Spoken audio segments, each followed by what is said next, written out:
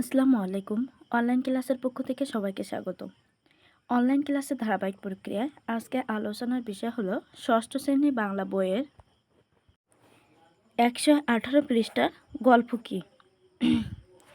গল্প এক ধরনের গদ্য রচনা যেখানে কাহিনী ও চরিত্র থাকে। তাহলে গল্প কি?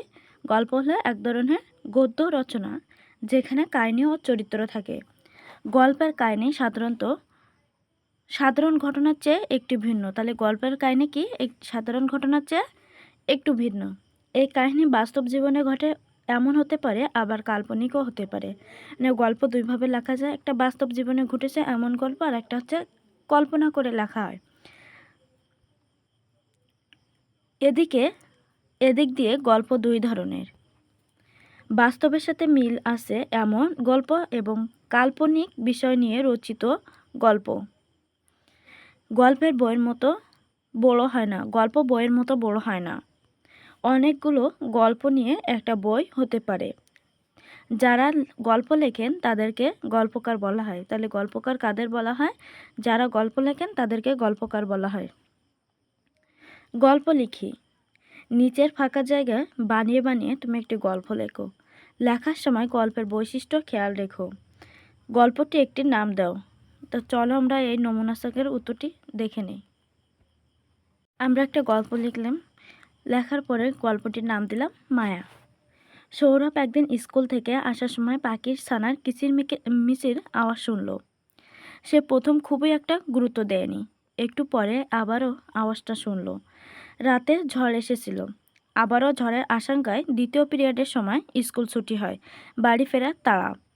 তার কাছে মনে হলো আওয়াজটা কাছ থেকেই আসছে। সে বাড়ির নিচে একটা, এখানে ভাড়া দেওয়া আছে, এখানে ভাড়া হবে না, ভাঙা বাসা হবে, দেখতে পেল। কৌতূহলী হয়ে সে পাখির বাচ্চাটা খুঁজতে লাগলো। পেয়েও গেল। একই সঙ্গে 3টি শালিকের বাচ্চা। ঝড়ের কবলে পড়ে দুটো আগেই মারা গেছে, বাকিটা মারা যাওয়ার অবস্থায়। সৌরভের মায়া লেগে গেল। সে বাচ্চাটাকে হাতে নিয়ে দ্রুত বাড়ি চলে এলো।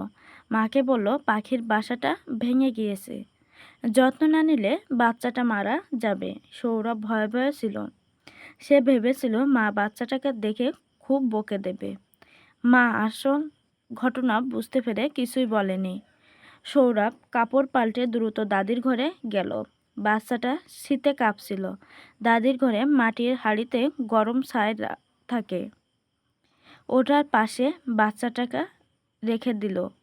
সৌরভ বুঝতে পারল বাচ্চাটা একটু আরাম পাচ্ছে। সে দ্রুত অল্প কয়টা ভাত খাওয়ালো এবং ড্রপ দিয়ে পানি পান করালো।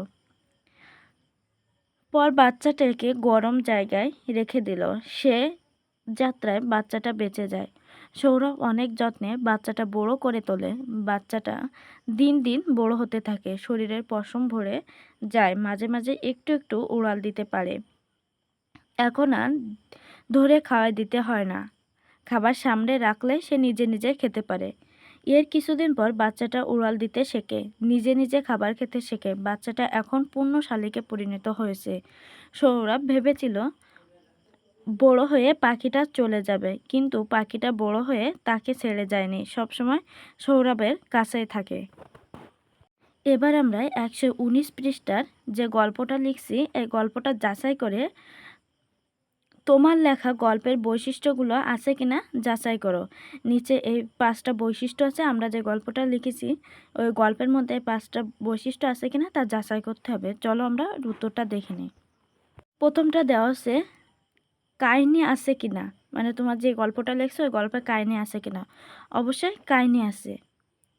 তারপর চরিত্র আছে কিনা, চরিত্র আছে। সংলাপ আছে কিনা, সংলাপও আছে। গদ্য ভাষায় লেখা কিনা, গদ্য ভাষায় লেখা। এর কাহিনী সাধারণ ঘটনার চেয়ে ভিন্ন কিনা, একটু ভিন্ন, কারণ এখানে গল্প আছে। মানে এটা শালিকের বাচ্চা পাইছে ঝড়গুলো, এটা তো এমনিও স্বাভাবিক ভাষা না, মানে সাধারণ ঘটনার কথা না, তো এটা একটা কাল্পনিক, এই জন্য একটু ভিন্ন। সাধারণের সঙ্গেও কিছুটা মিল আছে, আবার কিছুটা কাল্পনিক, এই জন্য একটু ভিন্ন।